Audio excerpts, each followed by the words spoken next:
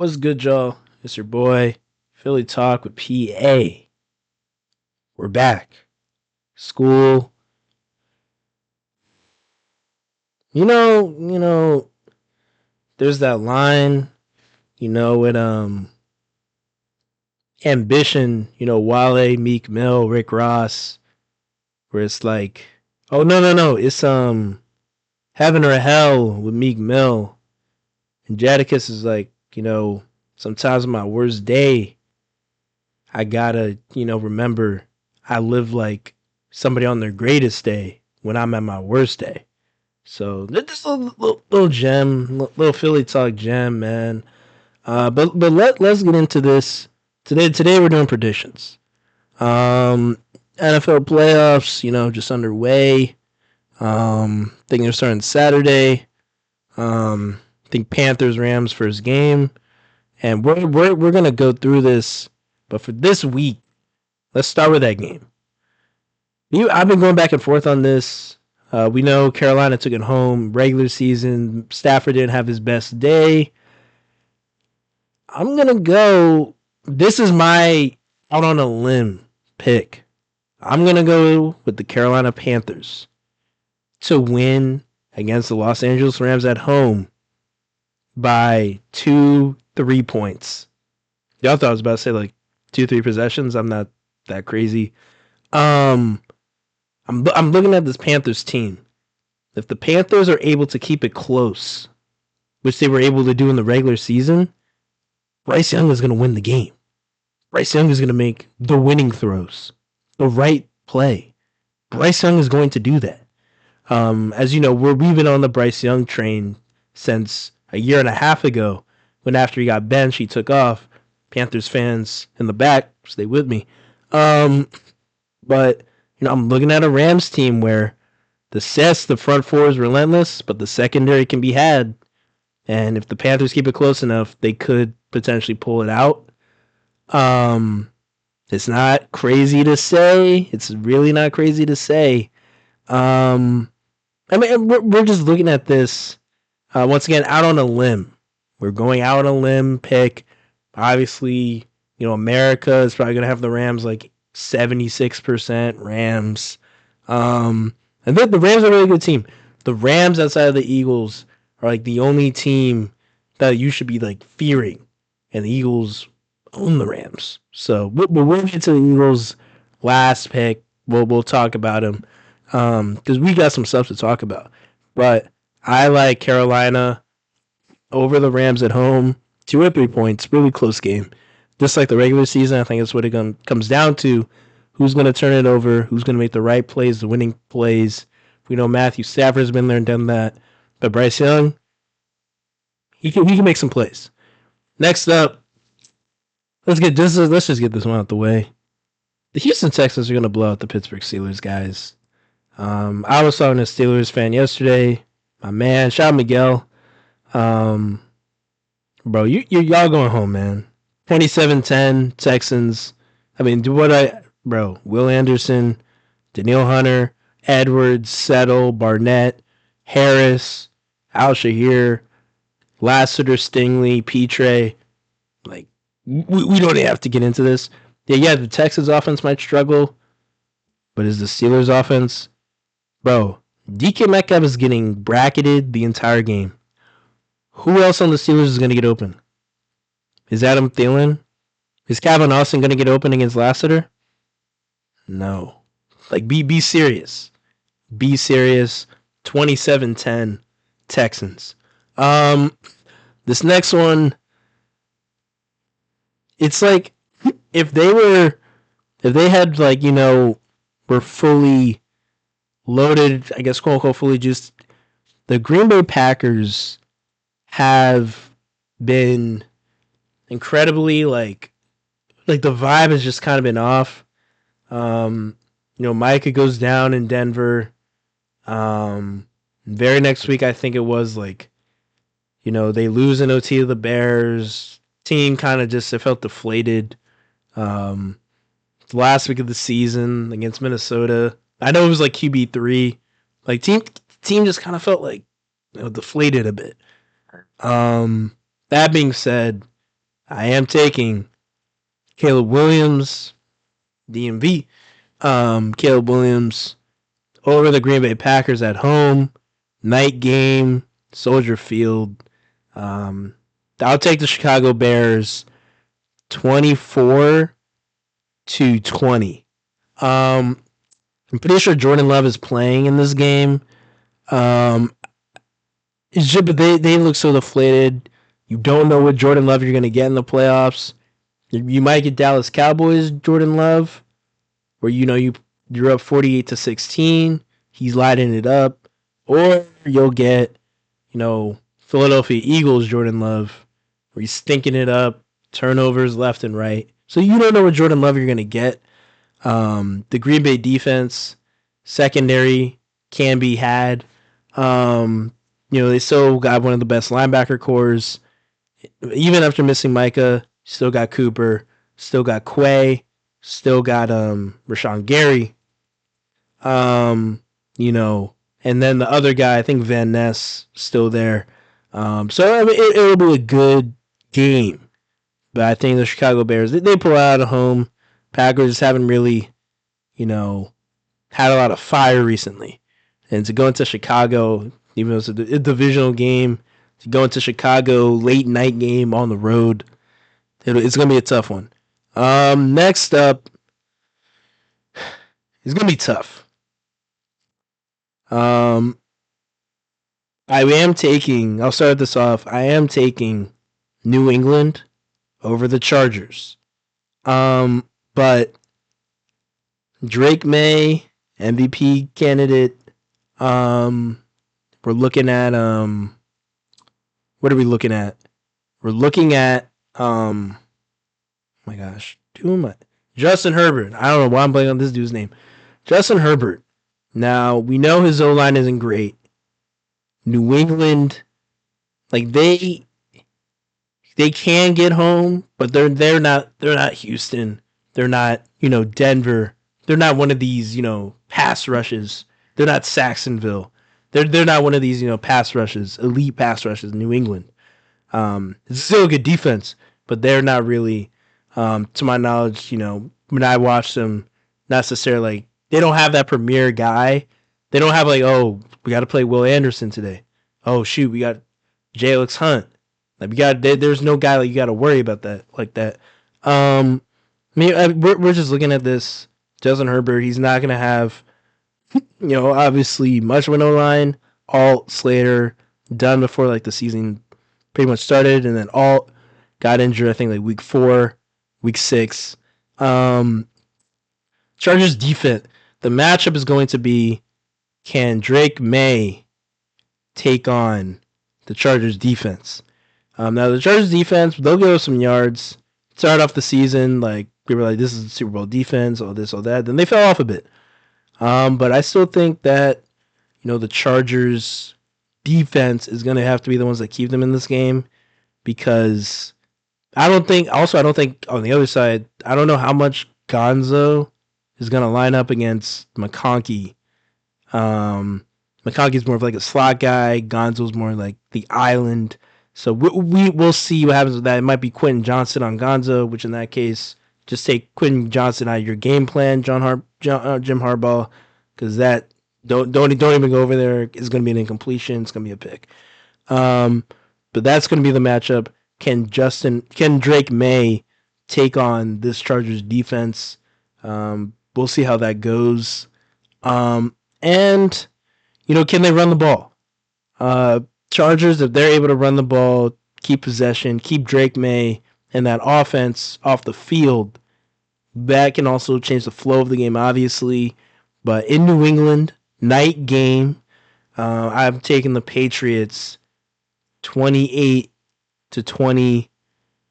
Yeah, I like 28-20 Patriots.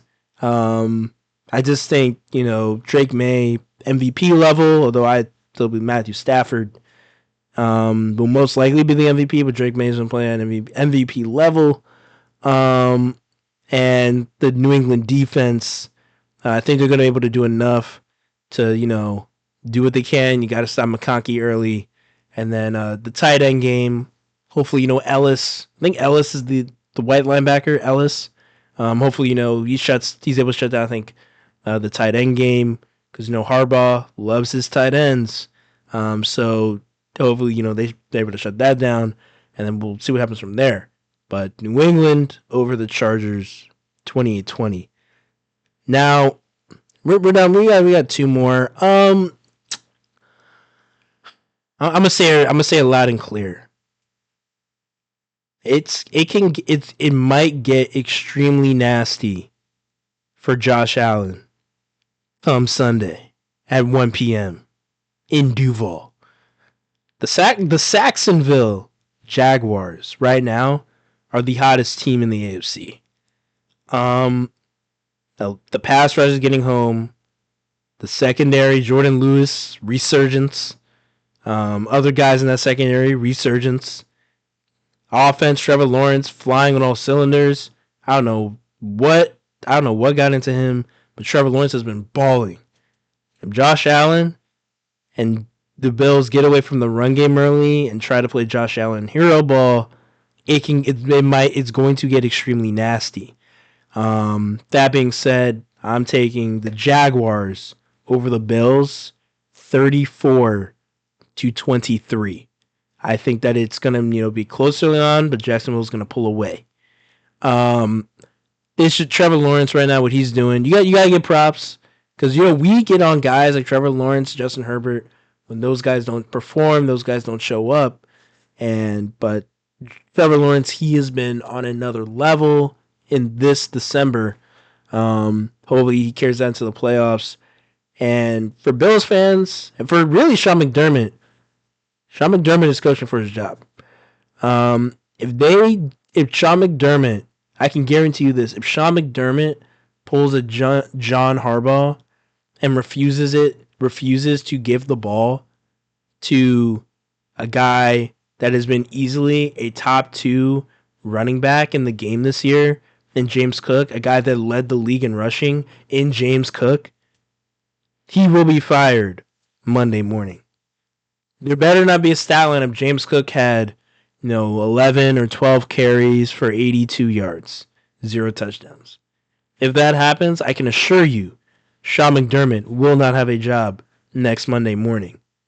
I mean, people forget to because I know, yes, you have Josh Allen, you pay Josh Allen how much, whatever money he's making to throw the ball, to make plays, but you have a guy in the backfield who has won you multiple games. I mean, I'll just say off the top of my head, the Browns game, James Cook won you that ball game. Against the Patriots, it was James Cook who brought you back in that ball game. Josh Allen had some heroics as well, but let's not act like Josh Allen has no help here. Can the defense hold? They've been pretty good in the month of December. Can they potentially slow down Trevor Lawrence? I think early on maybe, but as the game goes on, just think Jacksonville, they're just firing off on all cylinders right now. Liam Cohen, Coach of the Year candidate. My personal pick is Ben Johnson, but Liam Cohen, Ben Johnson, Mike Vrabel, whichever one of those three. But Jacksonville over Buffalo. Now let's get into let's get into this. The matchup is going to be Brock Purdy and the Niners offense versus the Eagles defense. Because we know the Niners defense is not at full strength, but the Eagles offense, of course, is not going to take advantage of that. The Eagles offense, we already know, is not going to use the middle of the field because Kevin Patullo loves to just do hitch routes and call it a day.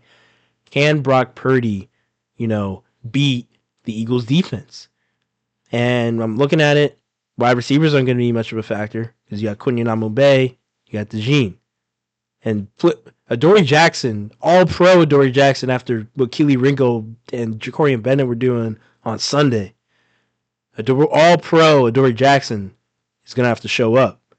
Linebackers, Nakobe Dean. CMC in the passing game, Jahad Campbell, Zach Vaughn.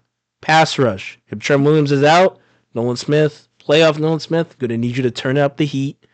Jalix Hunt, Jalen Carter, Jordan Davis, other guys. Can they stop the Niners offense? That's going to be the key to a victory on Sunday. That being said, Jalen Hurts, we have 100% confidence in Jalen Hurts, and here's why. Jalen Hurts, over his career, college, pros, has a history of overcoming bad play calling. Look, when he might not have the best play calling at Alabama, overcame it. Look at, look at first half of the season in his second year with Nick Sirianni calling the plays. Shane Steichen comes in, now he's taking off. Next year, Brian Johnson. Now, Brian Johnson was still not, all that, but hey, he was clearly better than Kevin Patullo because that Eagles offense still carried until the defense completely fell apart when Nick Sirianni thought it was a great idea to let Matt Patricia start calling plays. And, that Niners game broke the team, broke the season that year, 2023. Then this year, Kevin Patullo, despite incompetent play calling, the Eagles still have a 30-plus touchdown quarterback, a 1,000-yard rusher. Yes, Saquon Barkley in a down year for him, but in a career year for most running backs, Saquon still had over 1,000 yards. A.J. Brown, 1,000 yards. Devontae, 1,000 yards. Dallas Goedert, 1,000 yards and first in touchdowns for tight ends. That's what the offense was still able to do despite incompetent play calling. So we have 100% faith in Jalen Hurts to overcome that in the playoffs and against a defense that's a bit hobbled right now. That being said, I'm trusting Jalen Hurts. I'm trusting in the defense to shut down the Niners offense. A Niners offense that just scored 3 points against Seattle. A defense that's similar to Philly in a lot of ways. I think the Eagles are a little more bend but don't break. But nevertheless, similar defense. Eagles should be watching a lot of film from that game. How they're able to minimize CMC, taking away the wide receivers. But I am taking, if the Eagles offense figures it out, which once again we trust Jalen Hurts, the Eagles defense does their job, which we know it will. I am taking the Philadelphia Eagles over the San Francisco 49ers 23-13. I believe that yes, the Niners offense, the Eagles, Vic Fangio is really good at adjusting. So you'll see a lot of teams drive early on, get points, but then as the game goes on, get stifled. We saw this against the Bills. Josh Allen got some drives going early on, but as the game went on, stifled, shut down until like 5 minutes to go in the game. That being said, Eagles 23, Niners 13.